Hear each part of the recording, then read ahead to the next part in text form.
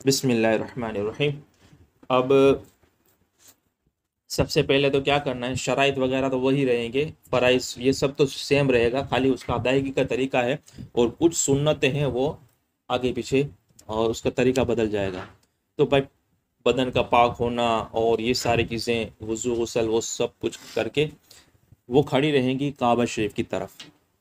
अब इसमें उस सित्र औरत जो है कि उसके हाथों के पंजे और पाँव के पंजे और मुंह की टिकली, इसमें कान नहीं आते हैं। तो मुंह की टिकली जो है, ये जिसको चेहरा बोलते हैं, तो उसके सिवा सारा बदन का छुपा हुआ होना भी ज़रूरी है। और अगर दुपट्टा वगैरह भी ऐसा है कि जिससे बालों की सियाही नज़र आती है, कालाश या जिस्म की कोई रंगत नज़र आती है, ऐसा कपड़ा है, तो फिर ये सित्र औरत नहीं पाया गया और नमाज शुरू नहीं होगी। समझे? अब क्या करना है, अब आप देखें कि औरत है तो फिर कैसा कितना छुपा के भी रखना है, नमाज पढ़ते हुए भी। ये काबा शरीफ के सामने खड़ी रहेगी और अपने हाथों को चादर के अंदर में रखेगी, चादर बड़ी होती है, और दिल में ये नियत करेगी कि कौन से वक्त की कौन सी नमाज, जैसे जोहर की 4 रकात फ़र्ज अदा कर रही हूँ अल्लाह ताला के लिए, इसी तरह जो भी नमाज है वो दिल में पक्का इरादा होना। इसके बाद तकबीर तहरीमा करनी है। तो कैसे करनी है कि हाथों को उठाना है। तकबीर तहरीमा, अल्लाह अकबर वगैरह तो वो सारे मसाइल वही रहेंगे, लेकिन हाथों उठाने में भी ऐसा कि बेपर्दगी ना हो जाए और सतर ना खुल जाए। लिहाजा हम यहाँ तक हाथ उठाएंगे, तो औरत अगर यहाँ तक हाथ उठाएगी कानों तक, तो उसके जिस्म के अज़ा में थोड़ा वो खुल सकता है, इस वजह से उसको वहां तक हाथ उठाना ही नहीं, उसको सिर्फ कंधों तक हाथ उठाना। आप देखें तो सही, पर्दे का कितना एहतमाम हो रहा है। घर में अकेली नमाज पढ़ रही है उस वक्त, मस्जिद में नहीं पढ़ रही कि हम दूसरा मर्द देखे ना देखे, उस घर में पढ़, उसमें बात है। तो वो खुला जो छोड़ देते हैं उस वक्त फिर क्या करें। अच्छा, और हाथों को वो अंदर में ही रखेगी चादर, और हाथों की हथेलियां और उंगलियों के पेट ये काबा शरीफ की तरफ रहेंगे, और ये नॉर्मल कंडीशन में रहेंगे, ना तो बिल्कुल मिले हुए, ना ही बिल्कुल छोटे छोटे, उंगलियां नहीं रहेंगी बिल्कुल, और कंधों तक हाथ उठाएगी सिर्फ। अब देखें तो सही कि बेपर्दगी ना हो जाए, हालांकि पूरी ढकी हुई है फिर भी, और हम कंधों तक उठाते हैं तो कैसा होता है, पहलू यानी कि करवट और बाजू के बीच में खुल जाता है। लेकिन औरत जब करेगी तो ये इस तरह से होगा इसका। देखिए तो सही, आप एहतियात है। तो ये कंधों तक हाथ उठाएंगे अल्लाह अकबर कहते हुए। अब हाथ को बांधना कहाँ पर है, फिर हाथ को बांधना है सबसे पहले डाबा हाथ ये सीने पर, छाती के नीचे, सीने पर छाती के नीचे उसको रखना है, और उसके ऊपर दायां यानी कि जमड़ा हाथ। समझे बात को? हम मर्द जो होता है वो नाप के नीचे वो पकड़ते हैं, यहाँ पे पकड़ना नहीं है, रखना है। और फिर सारी वो फिर सना पढ़नी है, ताउज़, तस्मिया, सूरह फातिहा, फिर सूरत मिलानी है, वो सब मसाइल। उसके बाद रुकू में जाना है, अल्लाह अकबर कहते हुए रुकू में जाना है। अब रुकू में जब जाएंगी तो मर्द के लिए जो था उससे थोड़ा अलग, कि मर्द के लिए पीठ को बिल्कुल सीधी करनी होती है और घुटने को पकड़ना होता है, और यहाँ पे पीठ को सीधी नहीं करनी है, सिर्फ थोड़ा झुकना है, इतना झुकना है कि हाथ उसके घुटने तक पहुंच जाए, हाथ उसके घुटने तक पहुंच जाए। इसी तरह मर्द जो होगा वो घुटने को पकड़ेगा और उस पर वजन और जोर देकर खड़ा रहेगा, जबकि औरत वहां पे सिर्फ हाथ रखेगी, और मर्द घुटने को पकड़ेगा, इस तरह से पकड़ेगा कि उसकी जो अंगूठे और उंगलियां वो मुख्तलिफ हो जाएं, जुदा जुदा हो जाएं, चारों तरफ तरफ आ जाए। जबकि औरत जब घुटने पर हाथ रखेगी तो उंगलियां कैसी रहेंगी उसकी, मिली हुई रहेंगी, और सिर्फ वो छुएगी, जोर देकर वो नहीं रहेगी। तो इस तरह से औरत की जो कमर है जब वो रुकू में जाएगी तो हमारी तरह बिल्कुल स्ट्रेट इस तरह से नहीं होगी, बल्कि ये इंक्लाइंड, यूं त्रासी होगी, क्योंकि उसको सिर्फ घुटने तक हाथ पहुंचाने हैं, जबकि हमें पीठ सीधी करनी होती है। बात समझ में आई? तो ये घुटने तक हाथ पहुंचा दिया, और कम से कम 3 मरतबा सुबहान रब्बियल अज़ीम की तस्बीह पढ़े, और ये हो गया रुकू इसका। और इसके बाद खड़ा होना है, समी अल्लाहु लिमन हमीदा अल्लाहुम्मा रब्बना वलकल हम्द। तो समी अल्लाह कहती हुई उठे, और खड़ी होने समी अल्लाहु लिमन हमीदा जब कहती हुई उठेगी तो हमीदा तक वो खड़ी हो जाएगी। फिर खड़े रहकर तहमीद पढ़नी, यानी कि अल्लाहुम्मा रब्बना वलकल हम्द। फिर सजदे में जाना। सजदे में जाते हुए किस तरह से सजदा होगा, इसका सिमट का सजदा होगा और मर्द से थोड़ा मुख्तलिफ होगा। इस वजह से ये सबसे पहले अपने दोनों पाँव को दाहिनी जानिब निकाल लेगी, जमनी तरफ ये अपने दोनों पाँव को निकाल लेगी और फिर सिमट का सजदा करेगी। तो सिमट का सजदा करेगी तो ये इस तरह से होगा कि उसके जो बाजू हैं, यानी कंधे से लेकर कोहनी तक का जो हिस्सा है उसको बाजू बोलते हैं, ये बाजू करवटों से, पहलुओं से मिला हुआ रहेगा। और पेट है वो रानों से मिला हुआ रहेगा, और रान है वो पिंडलियों से मिला हुआ रहेगा, और पिंडली है वो जमीन से मिली हुई रहेगी सिमट कर, बिल्कुल। जबकि मर्द का सजदा खुल कर होता है, और वो इस तरह से खुल कर होगा कि अगर उसमें से रसूल पाक सल्लल्लाहु अलैहि वसल्लम की सुन्नत में हमने सुना कि वो हाथों को इतना खुला हुआ रखते कि अगर उसमें बकरी का बच्चा गुजरना चाहता तो गुजर जाता, लेकिन औरत में ये मामला नहीं है। तो ये बात समझ में आ गई। तो कंधों से लेकर कोहने तक होता है उसे बाजू कहते हैं, और कमर के नीचे के हिस्से से लेकर घुटनों तक होता है उसे कहते हैं रान, और वो घुटने से लेकर टखनों तक होता है उसे क्या कहते हैं, पिंडली कहते हैं। तो वो सब एक दूसरे से मिली हुई होंगी। पिंडलियां किससे मिली हुई होंगी, जमीन से मिली हुई होंगी। वो पिंडलियों से रान मिली हुई, रान से पेट, और पेट और करवट से ये बाजू, और बिल्कुल इस तरह से सिमट कर। और सजदा फिर किस तरह से करना है, दोनों हाथों के दरमियान सर रखना है। मर्द के लिए भी वही होता है, लेकिन वो थोड़ा दूर दूर होता है। तो यहाँ पे औरत जब करेगी तो दोनों हाथों के दरमियान सर रखना है। और सजदे में जाते हुए पहले घुटने टेकने हैं, फिर हाथ, अगर कोई मजबूरी नहीं है तो, और अगर दर्द या तकलीफ है, ऐसी कोई मजबूरी है, पहले हाथ रख के फिर सजदे में जाती है, तब तकलीफ है, उज़्र है तो बात अलग है। बट अगर तंदुरुस्त है, कोई परेशानी नहीं है, तो पहले वो घुटने टेकेगी, फिर हाथ रखेगी, और दोनों हाथों के दरमियान अपना सर रखेगी। और इसमें नाक की नोक नहीं लगानी है, बल्कि नाक की ये हड्डी लगानी है, और पेशानी को जमाना है, समझे। औरत भी सजदा करेगी तो पेशानी को जमाएगी, और ये जो नाक की हड्डी है उसको लगाना है। सिर्फ ये जो अणी होती है नाक की, मर्द औरत दोनों के लिए, तो ये सिर्फ अणी को टच नहीं कराना है, बल्कि ये यहाँ तक कराना है।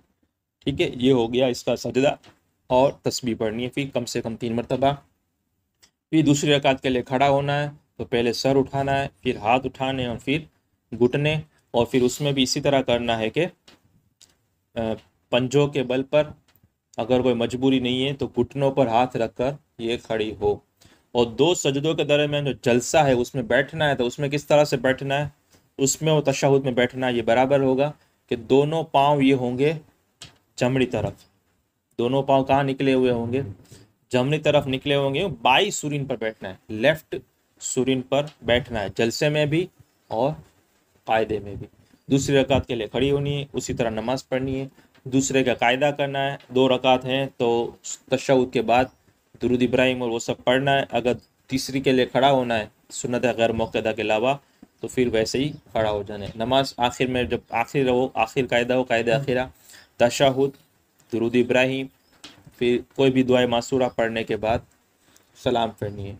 और जिस तरह से इशारा करना होता है शहादत में, तो उसमें वही रहेगा कि अशहदु अल्लाह, पहली ला पे उंगली को खड़ी करेंगे, और उसमें कैसा होगा कि शहादत की उंगली से इशारा करेंगे और एक ही और हरकत नहीं देंगे। शहादत की बाजू वाली दूसरी उंगली और अंगूठे से हल्का बनाएंगे, सर्कल बनाएंगे, और तीसरी और चौथी उंगली जो होगी उससे हथेली से लगा देंगे। और अशहदु अल्लाह इलाहा इल्लल्लाह, इल्ला वाली जो दूसरी ला आएगी तब उंगली को गिरा गया। और कोई सवाल है? इसमें सजदा अलग होता है कि दोनों पाँव दाएं जानिब निकालने होते हैं, और बाएं सूरीन पर कायदे और जलसे में बैठना होता है। फिर सिमट कर सजदा करना होता है, और 2 हाथों के दरमियान सर रखना होता है। इसमें पेशानी और नाक की हड्डी जमा लगानी होती है। और रुकू में जो होता है वो बिल्कुल सीधी पीठ नहीं करनी है, सिर्फ हाथ लगाने, ये अलग आएगा। इसी तरह तकबीर तहरीमा में अलग आएगा। और हाथ बांधने हैं तो वो सीने पर, छाती के नीचे बांधने। हाँ, 2 रकात पढ़ती है तो 1 रकात खड़ी खड़ी पढ़ती है, और दूसरी बैठ के पढ़ती है तो हो जाती है नमाज। देखो सुन्नत तरीके में फ़र्क आता है, फ़राइज़ और शराइत वाजिबात में फ़र्क नहीं आ रहा है। तो क़याम जो है वो फ़र्ज़ है, नमाज की फ़राइज़ों में से है ना। तकबीर तहरीम, उसके बाद क्या है, क़याम, दूसरा फ़र्ज़ क़याम है, यानी कि खड़ा होना। तो जितनी देर अब ये क़िरात फ़र्ज़ है उतनी देर क़याम भी फ़र्ज़ है। तो अब नफल के सिवा जो भी नमाजें हैं जिसमें क़याम फ़र्ज़ है, तो वो अगर 2 रकात है या 3 है मगरिब की, या वित्र की 3 रकातें हैं, या तो 4 रकातें हैं, तो उनमें सारी की सारी खड़ी रहकर पढ़ना ये लाजिम है। तो अगर उसमें नहीं पढ़ा किसी ने बग़ैर उज़्र शरई के, सिर्फ पहली रकात खड़ी रहकर पढ़ी और बाकी दूसरी में बैठ गई, तो क़याम तो नहीं हुआ ने। तो फ़र्ज़ जब नमाज में अदा नहीं होगा तो नमाज फिर होगी कि नहीं होगी? फिर नहीं होगी। ये सब आपको भी मालूम है। तो ये सिर्फ हठ धर्मी और ज़िद का कभी कभी मसला हो जाता है कि भाई मारी मीजी माँ ही पढ़ नहीं हुई, अब हो गया, तुम अब क्या कर सकते हो। अब इसमें अगर तुमने बोल दिया कि तो जी माँ के करो खबर पोए, तब तो ये मसला कहाँ से कहाँ पोए, वो भी पापा को फ़ोन करा देंगी जो। तो इसमें ऐसा नहीं चलता है, शरीयत ने जो कहा है उसी के मुताबिक अमल करना है। अगर माँ ने ऐसा सिखाया है, नानी ने ऐसा सिखाया है, तो आप देखें कि वो आलिमा थी और उनसे पूछे कि आपने कौन सी किताब वगैरह में से सीखा है। हम जो बयान करते हैं वो शरीयत और सुन्नत के मुताबिक जो हम तक पहुंचा है। तो हमारे तक अभी तक ऐसा कोई मसला नहीं पूछा है कि पहली रकात खड़े खड़े पढ़ें और बाकी सब, बल्कि हमारे तक तो ये मसला पहुंचा है कि अगर आदमी दीवार के सहारे खड़ा रह सकता है, या लाठी और असा और लकड़ी के सहारे खड़ा रह सकता है, या उसका कोई खादिम है कि जिसके सहारे वो खड़ा रह सकता है और अकेला नहीं रह सकता है, लेकिन इन तीनों के सहारे रह सकता है, तो फिर अब उस पर लाजिम है कि या तो दीवार के सहारे खड़ा रहे, या लाठी और असा के सहारे खड़ा रहे, या कोई खादिम है तो उसके सहारे ये खड़ा रहे। और अगर सिर्फ इसकी इतनी मजबूरी है कि सिर्फ तकबीर तहरीमा तक खड़ा रह सकता है, फिर खड़ा ही नहीं रह सकता, उसकी ताकत ही नहीं है, तो उसके लिए मसला है कि सिर्फ तकबीर तहरीम अल्लाह अकबर खड़ा खड़ा कर फिर बैठ जाए। ये उस वक्त है कि जब वो खड़ा ही ना रह सकता हो, और पूरा दिन प्लेटफॉर्म पर खड़ी खड़ी खाना बनाती है और नमाज का वक्त आते है पग बहु दुखनता, तो ये मक्कारी है इसकी। और ये अल्लाह रब्बुल आलमीन की बारगाह और अल्लाह के फ़राइज़ में जब ये हक़ में ये जब होगी। और इसी तरह हमारे तक तो ये मसला पहुंचा है कि अगर कोई शख्स ऐसा कमज़ोर है या चल कर मस्जिद में आएगा तो खड़ा नहीं रह सकता, जमात के लिए घर पे मस्जिद में आएगा तो खड़ा नहीं रह सकता है, और घर पे नमाज पढ़ेगा तो वो खड़े खड़े नमाज कयाम के साथ नमाज पढ़ सकता है। तो अब वो जमात में शरीक नहीं होगा, घर पे अकेला नमाज पढ़ेगा, क्योंकि वहां पे वो खड़े खड़े पढ़ सकता है। और मस्जिद में आएगा तो इतना वो बेचारा कमजोर है कि थक जाएगा और खड़ा नहीं रह पाएगा। तो अब उसको शरीयत ने कहा वो जमात में शरीक ना, वो घर पे रहे और खड़े खड़े करे कयाम का हालत में नमाज पढ़े। इंशाल्लाह इनसे बहुत सारे मसाइल। एक दूसरी वजह कर देनी, निफास में जो 40 दिन के छीले करते हैं उससे पहले पाक हो जाए तो नमाज पढ़ती नहीं। निफास की ज्यादा से ज्यादा मुद्दत 40 है, कम से कम मुद्दत 40 नहीं है, ये बात लफ्जों पे गौर करें। ज्यादा से ज्यादा 40 है। यहाँ तक कि बच्चा पैदा होने के बाद 1 ही मिनट के बाद खून बंद हो गया तो उस पर नमाज फर्ज हो गई। 1 ही मिनट के बाद अगर खून बंद हो गया, अब ये खून 3 दिन के बाद भी बंद हो सकता है, 10 दिन के बाद भी बंद हो सकता है, 15 दिन के बाद भी बंद हो, जैसे ही खून बंद हुआ ये पाक हुई। अब इस पर वो 40 दिन पूरे करना जरूरी नहीं है, और अगर वो इतनी ताखिर करेगी वो गुनहगार होगी और ये हराम है उसके लिए। यानी कि जैसे ही पाक होगी, खून बंद होगा, उस पर नमाज फर्ज हो गई और ये नमाजें बिल्कुल पढ़ेगी, अगर नहीं पढ़ी तो गुनहगार होगी। ज्यादा से ज्यादा 40 दिन है, इसका मतलब ये है कि अगर 40 दिन तक और 40 दिन के बाद भी अगर खून जारी रहे तो अब उस पर नमाज माफ नहीं है। 40 दिन का मसला ये है, तो अगर वो इस्तेहाजा अगर जारी रहता है 40 दिन के बाद अगर इस्तेहाजा हो जाएगा, तो अगर 40 दिन के बाद भी अगर खून बंद नहीं होता है तो अब उस पर नमाज माफ नहीं, इसलिए 40 दिन कहा गया कि ज्यादा से ज्यादा मुद्दत 40 दिन है। उससे कम में अगर 1 दिन में भी बंद हो गया तो वो दूसरे दिन से नमाज पढ़ना शुरू हो गई। या रात को बच्चे की विलादत हुई और फजर से पहले पहले वो पाक हो जाती है, खून बंद हो जाता है, फजर की नमाज फर्ज है पढ़े। कायदे में जब बैठती है औरत तो ये उंगलियां किबला होनी चाहिए पैर की। ना ऐसा तो मसला मैंने कहीं पर अभी तक नहीं पढ़ा है, कोई किताब में मेरे तो नजर जैसा नहीं गुजरा है कि हम जिस तरह सजदे हम जिस तरह बैठते हैं और दाहिना पाँव को खड़ा करते हैं, औरतों का भी इस तरह से दायां पाँव खड़ा रखना है या ऐसा कुछ मैंने तो अभी तक नहीं पढ़ा है।